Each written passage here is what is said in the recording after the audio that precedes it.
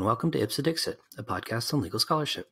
I'm your host, Brian L. Fry, Spears Gilbert Associate Professor of Law at the University of Kentucky College of Law. My guest is Milan Markovic, Professor of Law and co-convener of the program in Law and Social Science at the Texas A&M University School of Law. We will discuss his article, The Paradox of Minority Attorney Satisfaction, which he co-authored with Gabrielle Plickert and which is published in the International Review of Law and Economics. So welcome to the show, Milan. Thank you. Pleasure to be here. Yeah, no, the pleasure's all mine. I'm really glad you sent along this paper, which presents a fascinating empirical study, which I found really intriguing, and I think there's a lot to be said about it. I wonder if you could start by just talking a little bit about what the study you conducted for this paper was designed to look at. What were you trying to study in this paper? Great. Well, my larger project, and really a lot of my recent scholarship, has kind of challenged conventional wisdom about lawyers and the legal market. So I wrote a paper in 2016, 2017, kind of questioning some of the use of statistics related to access to justice. And around this time, there was also a lot of discussion about the return on investment with respect to law school. And I'm very fortunate to be in Texas, which has a great state bar that is a Department of Research and Analysis. And what they enabled me to do was work with them and collect data from Texas lawyers on their income as well as various types of satisfaction. So what we essentially did was work with the state bar and send this out to their entire membership. And Texas has an integrated bar, and you have to obviously be a member of the bar to practice. So we ended up reaching an incredible amount of lawyers, something along the lines of 90,000 lawyers. And received responses from a large number of them, over 11,000, well over 11,000. And there were two articles that we wrote using that data set, and there's a third coming out. But the first involves comparing lawyers before and after the recession in terms of their satisfaction. And we found significant differences, but that generally speaking, lawyers were still satisfied regardless of whether they began practicing before or after the recession. And this more recent article, The Paradox of Minority Attorney Satisfaction, kind of highlights something that we found very surprising when we were looking at the data, namely the very high levels of satisfaction among minority attorneys, particularly Hispanic and African-American attorneys in Texas. Well, so for this second paper, was that a subject you were planning to study when you did the data collection, or was it kind of an observation that grew out of the data that you gathered? We absolutely did not expect to write an article on this subject. We were just quite frankly surprised by the very high level of satisfaction that we saw among minority attorneys in Texas, which is really kind of counter to a lot of the narratives you see in the media, but also some legal scholarship. So this was purely a happenstance that we found this in our data, and we decided to analyze it more closely. Well, what would the reasons be to expect minority attorney satisfaction to be lower, or to there to be some sort of dissatisfaction? So I think it's no secret that the legal profession continues to have a major problem when it comes to representation of minorities in the profession. If you look at the percentage of Hispanic or African-American attorneys, it's really that each group is at about 5%, well below what they are represented generally in the population. There's also been significant research, particularly in the context of law firms, showing the various challenges from outright discrimination to attrition, high rates of attrition from law firms, and as well very low representation in the partnership ranks in particular. So there was a large literature that we were familiar with that led us to believe that we would see some significant differences in satisfaction, and particularly that we would see lower satisfaction among minority attorneys.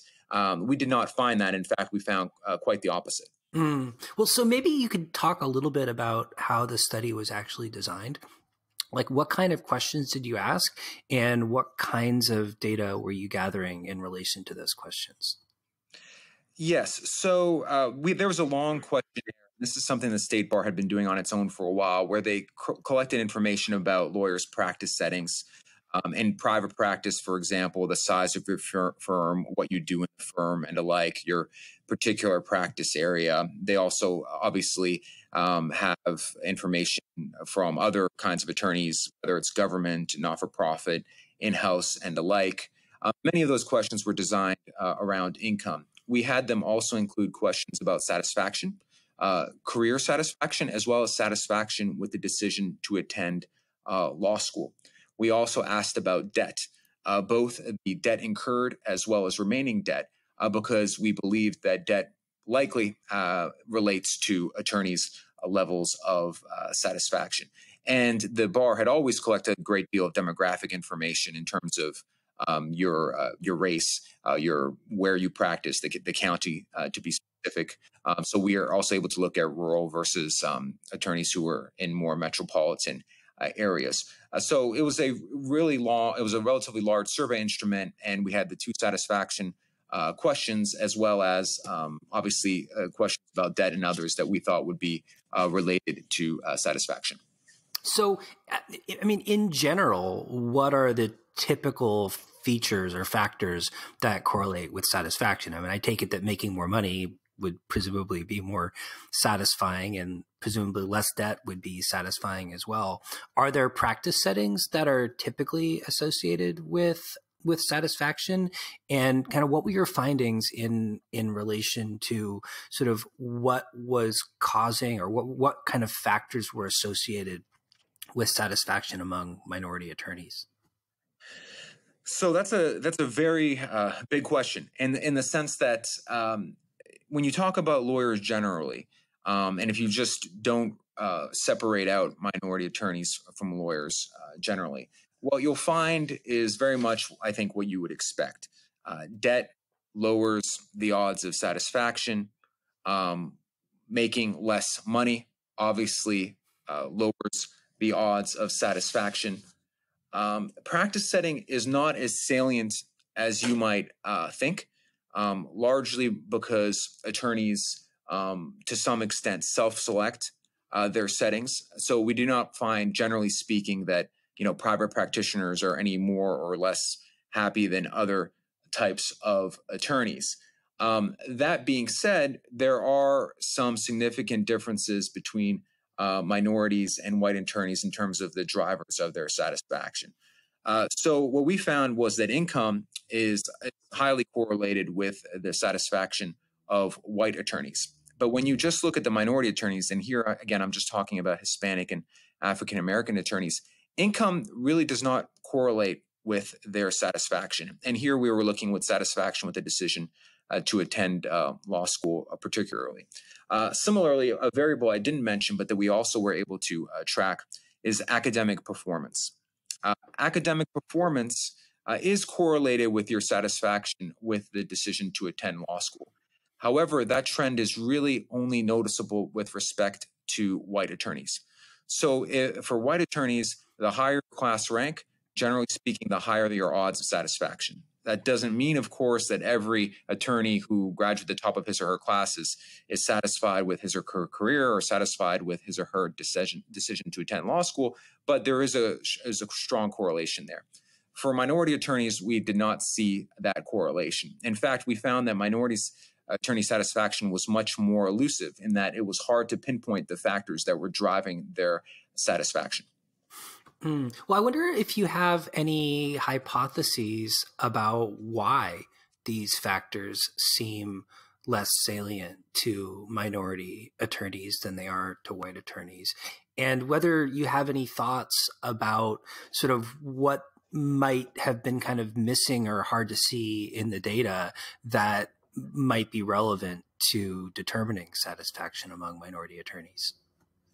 So I think one of the problems we have with legal profession research generally is a real lack of data. Most of the legal profession research that has been undertaken, empirical legal profession research that's been undertaken, looking at things like incomes and satisfaction, generally speaking, looks at limited data sets. whether we're talking about graduates of certain schools, and there's been some fantastic work involving graduates of Michigan Law School as well as Virginia Law School, but those are two law schools. We have also had a heavy focus on lawyers in urban areas, the famous Chicago Lawyer Study that was updated in the mid-90s. But when you're only looking at graduates of certain schools or looking only at big cities, you're missing a huge percentage of the practicing bar. And as we all know, in the modern age, it's very hard to collect survey data, particularly from busy people like lawyers. By working with the state bar, we were able to do that. So I think often what happened was we relied on anecdata. So you would have, for example, the media report on a small-scale survey of law firm associates, and you'd find that associates generally were miserable, and perhaps the minority associates were even more miserable. And there's generally, I think, a disproportionate focus on big law. I have nothing against big law. I was a big law attorney myself, but we have to remember that it's a very, very small part of the legal market. Far more attorneys work in solo practice or in firms with 2 to 5 attorneys than there are in big law.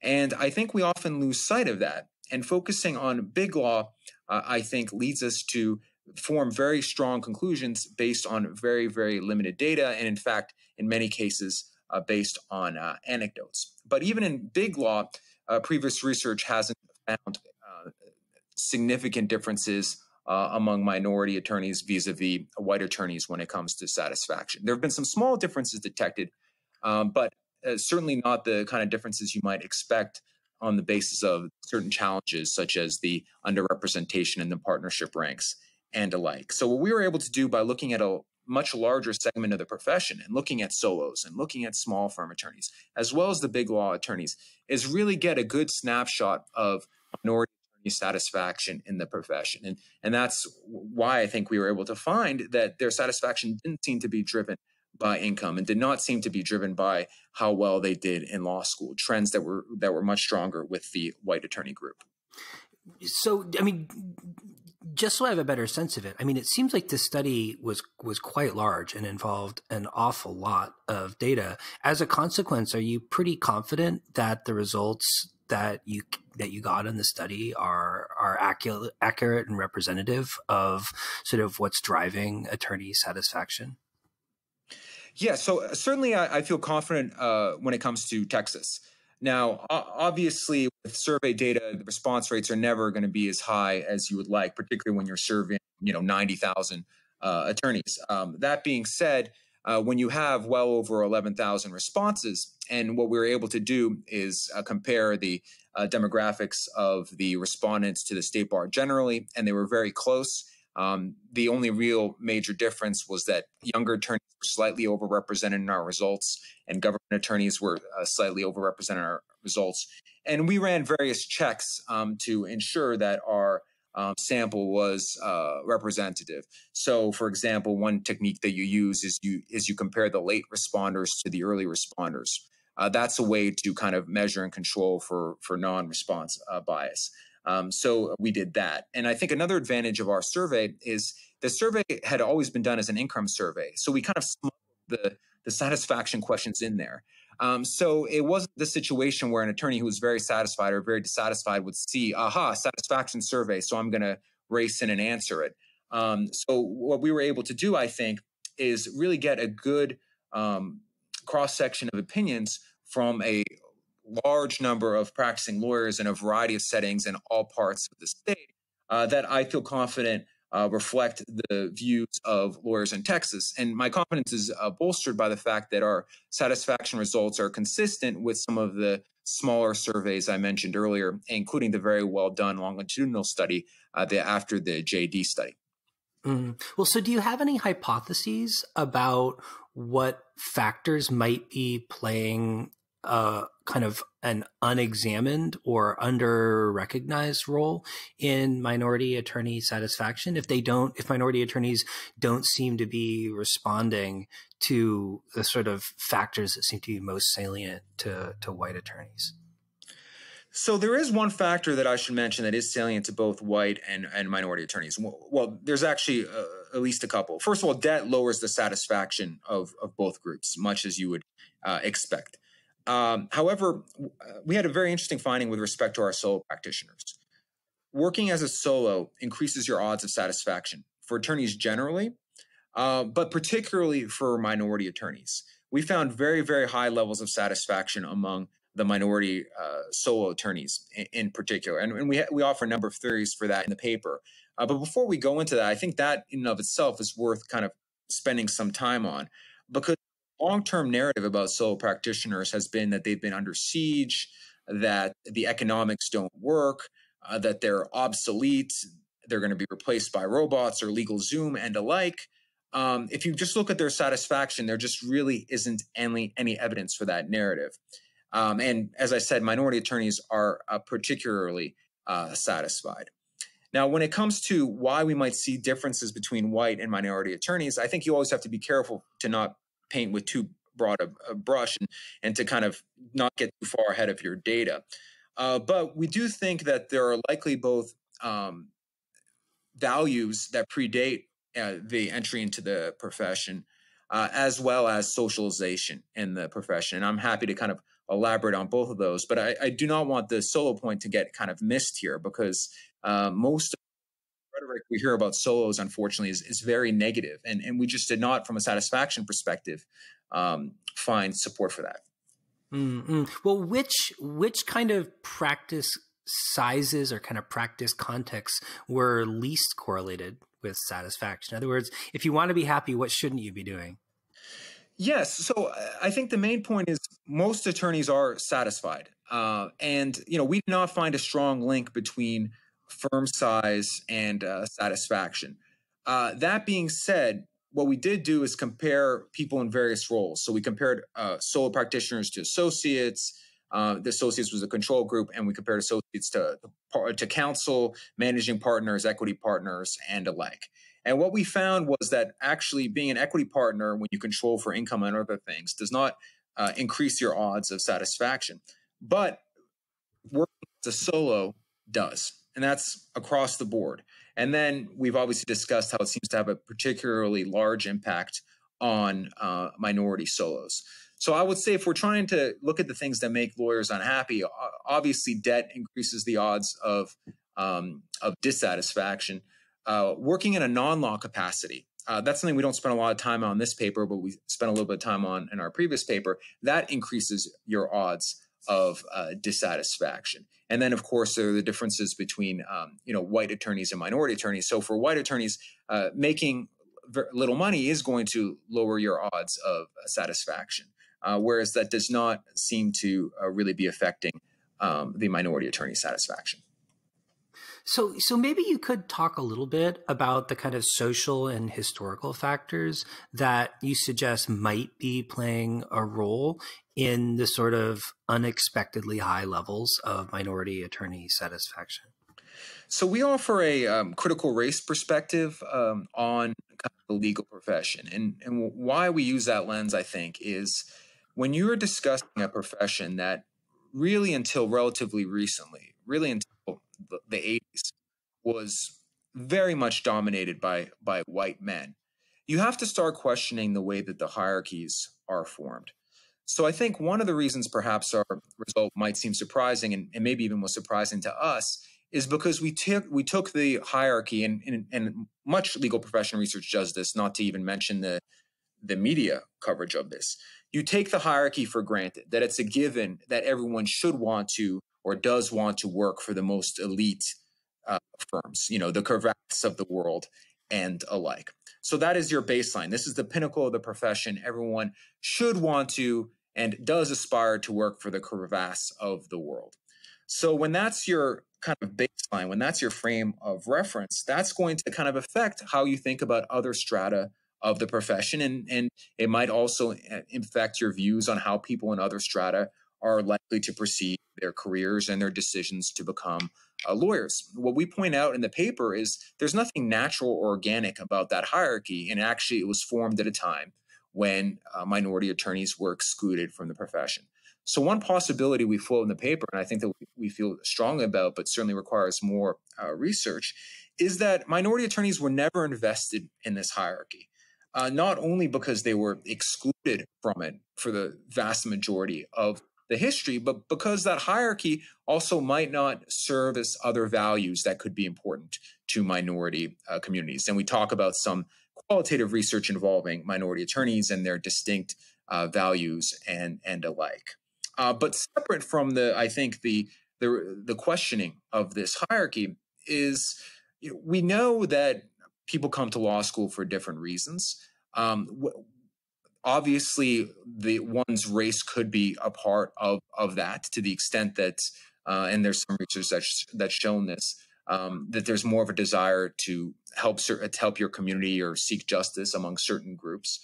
And we also know within the socialization process, both within law schools and subsequently, that different forces are at play, including the dearth of mentors, right? Both within law schools and the profession generally. So all these factors, I think, could shape distinct values and distinctive ways of thinking of careers that are reflected in our data. But of course, I think that additional qualitative research needs to be conducted to kind of support these intuitions. Mm-hmm. Yeah, I mean, I thought that part of the paper was really fascinating. And I wonder if you could kind of, just to the extent you're comfortable doing it at this point, talk a little bit about some of the kind of qualitative findings and suggestions about, the differing values that might be sort of contributing to this disproportionate level or unexpected level of minority attorney satisfaction. Because I thought that was a really interesting way of kind of thinking about what it means in some communities to be an attorney. Right. Well, first, I think we have to realize that there are many different kind of models of how to be an attorney, and people have very different conceptions of what it means to be an attorney. If you have an attorney in your community whose job consists largely of helping members of your community, that's a very different conception than the Cravath lawyer, working in Midtown Manhattan or what have you. And because of some of the history that we cited earlier, for minority attorneys, they're not often going to have that model of the Cravath attorney, again, because they were largely excluded from the profession, particularly the upper echelons, the alleged upper echelons of the profession, for much of American history. So that's going to kind of affect the way you think about lawyer and the lawyer's role in society. But beyond that, and there has been wonderful work conducted with qualitative work on various groups, and we talk about some of the literature. We see that, including and after the JD, that minority attorneys are more interested in social justice and also public interest before they enter law school, and particularly among kind of earlier first generation and alike, there's a real consciousness of righting wrongs. And not to say that, of course, that such sentiments aren't commonly found in white attorneys as well. That is quite common, but there does seem to be some more prevalence of it among minority groups, and I think that's kind of rooted in the history and the various inequalities that we see in the United States. But I do think the law school experience is definitely part of that. There has been a large literature kind of examining this notion of public interest drift, that when law students come to us, right, they're all want to, not all, but many of them want to change the world and fix the world, and they're really committed to justice. But by the time we're done with them, and I'm saying this as someone who does teach corporate law course on occasion, they are much less interested in social justice. And even to the extent they're still interested in it, they try to reconcile their passion for public interest justice with some kind of career in the corporate law sphere. Even if not working for a big law firm, maybe for a medium-sized law firm, and maybe working in-house for a corporation. So they try to reconcile that kind of desire to help the public and to advance social justice with this kind of pull they feel to go into these more lucrative sectors of the profession that also, by the way, supply many of the leaders of our profession. I mean, think about the Supreme Court, the backgrounds of those folks. Think about the background of federal court judges. They're not, generally speaking, solo practitioners. They're not, generally speaking, public defenders. And there's been a lot of speculation about this, kind of back and forth about how strong is this public interest drift, how strong are their values beforehand. But what I think is interesting and certainly worth exploring is maybe socialization works differently for minority students when compared to white students, and there could be many different reasons for that, including the dearth of, I think, minority faculty, right? So to the extent that law schools are indoctrinating students in a corporatist orientation, the fact that we have a dearth of minority faculty might make that indoctrination less effective. Now, I want to be very clear here. This is speculation on my part, but I do think that much of the public interest drift literature is focused on white law students, and much of it is very much dated. And I think we really need to think about the possibility that law school has a very different impact on minority students than it does on white law students. They might be less invested in the in some of the kind of hierarchies that we expose them to. This kind of valorizing of legal practice and big law practice and the crevasses of the world as the pinnacle. Again, that's speculation on my part, but it would help to explain why things like income and things like to graduate the top of the class don't seem to be having much of an effect on minority attorneys' satisfaction. So to follow up on that, I wonder if you could reflect briefly on whether you think there are any potential kind of lessons or things to think about with respect to legal education kind of coming out of the findings of your study. And specifically, like, do you have any thoughts about things that maybe the study suggests we might do as educators to better serve our minority law students and sort of help give them or help like facilitate them, kind of moving in a direction of success and happiness with their profession? So I think there's kind of two main answers to that question. I think one problem, and again, I'm not going to pretend that I'm neutral on this issue. I really do think the Academy would benefit from more commitment to legal profession research. If you look at the Academy General, the size of the number of folks across the nation who look at legal ethics and legal profession issues is pretty small compared to other segments of the Academy. So I think one problem we have is, quite frankly, we don't have a lot of folks looking at these issues. We don't have a lot of folks looking at lawyers' careers, their trajectories, their incomes, their satisfaction. And so when we do have work, sometimes it's done well, sometimes it's not done so well. And we tend to seize on, information that gets a lot of attention, whether it's in the news media and alike. So I think first we need to think about why maybe we haven't given as much attention to these issues as perhaps they deserve, given that we're, at least theoretically, in the business of training lawyers, yet we know very little about lawyers' careers. Now, that is admittedly one of my hobby horses, so I'll quickly get off to kind of answer the second part of your question. I think the biggest thing we can do, and I think we're all guilty of this, is listen, and not assume, right? I think particularly given the backgrounds of law professors, we kind of assume implicitly that anyone who can work for a big law firm not only should, but wants to. And that's going to open up all these doors, and that's going to be very integral to this person's career. And in many cases, it might be. And as I point out in the article, for minority attorneys, big law opportunities can open a lot of doors and can allow them to accumulate social capital and to move to other areas of the profession that they might find more rewarding. But we shouldn't just assume that that's the path for everyone. And I mean this for both minority students and white law students. We shouldn't presume, and I don't think we're really in a good position to assume based on our lack of connection often to the profession, that we know what direction our students should go in. So I think we need to kind of listen to them and expose them to a number of different career paths. And I can tell you that I think we've been pretty derelict in this regard. I think it's conceivable that students go a couple years in law school without knowing what an in-house counsel is or does.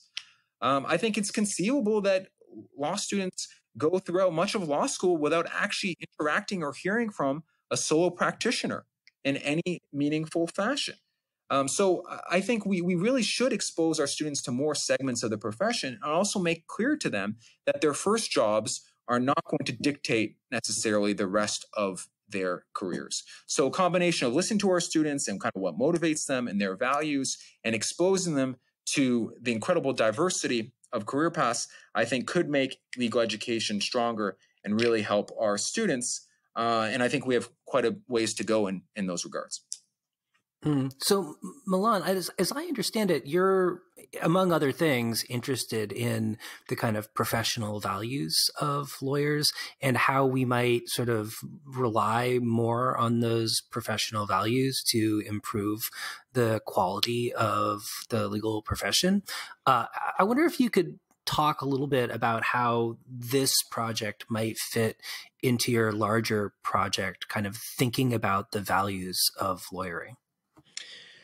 I think that lawyers often get a bit of a bad rap. And because they get a bit of a bad rap, I think there's lack of attention paid to the many important functions we serve. So everyone, of course, understands the notion of lawyer as zealous advocate, or if you prefer, the lawyer as hired gun. But, even for white attorneys, yes, income affects their satisfaction. But the notion that lawyers are so money hungry that they're going to abandon their commitment to the profession and that they're not going to, for example, do things like check their clients' excesses, I think is questionable. Lawyers are motivated by a wide variety of things. As our research shows, it's not just purely a matter of income, right? It's not just purely a matter of becoming an equity partner. And in fact, if you do become an equity partner, you're not necessarily at higher odds of satisfaction than others. So I think there's a lot more going on in terms of how attorneys conceive of their careers that I think allows for the possibility that attorneys, if they take our values seriously, can do things like try to effectuate compliance with the law. And this has kind of been a longstanding problem with the profession. And every time there's a crisis like Enron and the like, we kind of wring our hands and say, why aren't lawyers doing this? Why aren't lawyers doing that? And we kind of say, well, lawyers are just hired guns and alike. But I think there really are many different kind of modes of lawyering.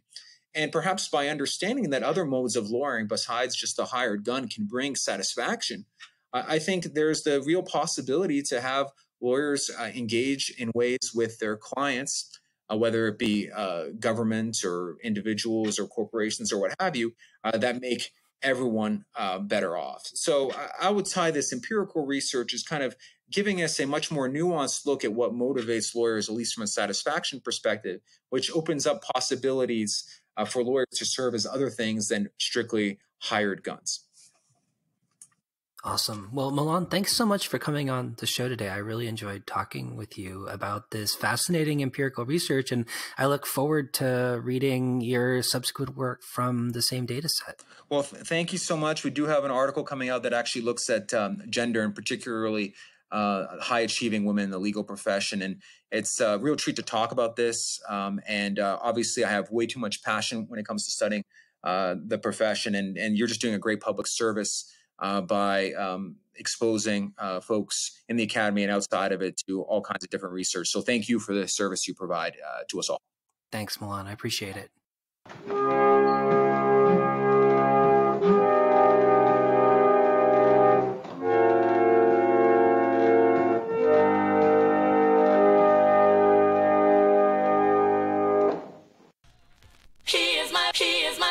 She is my lawyer.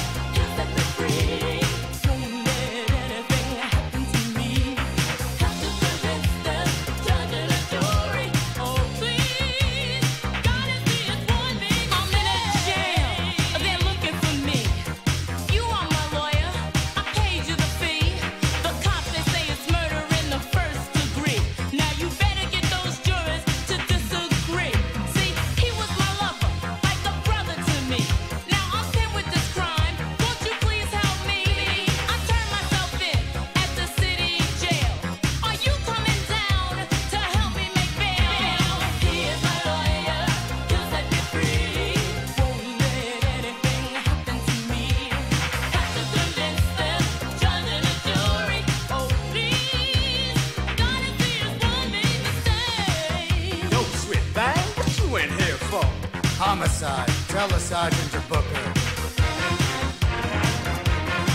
Why don't you bring her down to my cell? Stripper a searching down the hall to the showers. Come on, honey, come right over here. Oh no, here comes the boost. And lawyers here. Baby, you only paid me 10G. Don't give me that lip about the fee. I paid your bail. That was over 100 grand in cash. And you're gonna be out of this joint in a flash. The facts, I got them under control. And you're gonna get out of this hole. We're gonna win this case. You're never gonna take the stand. Because I figured it out. The killer was really a man. So relax that pretty little face. You're gonna be back in champagne and lace. He's my lawyer, he'll set me free. Won't let anything happen to me. Got to convince them, judge and a jury. Oh please, gotta see us one big I'm the DA. You must convict her today. An eyewitness saw the act. There's no question of fact. Don't just sit there. Give this killer the chair. Your Honor, she is guilty. May it please the court and the jury too. That's the crime of illusion. That's what's in front of you. My client is innocent. She's got the perfect alibi. While she was at her mother's, her husband killed the guy. He dressed in drag. I proved that to you. Her clothes were in his black leather bag. That's the proof. She's committed no crime, and it's the transvestite husband. He's got to do the time. She is innocent. Innocent, my foot. Look, the girl may be innocent, but she looks guilty to me.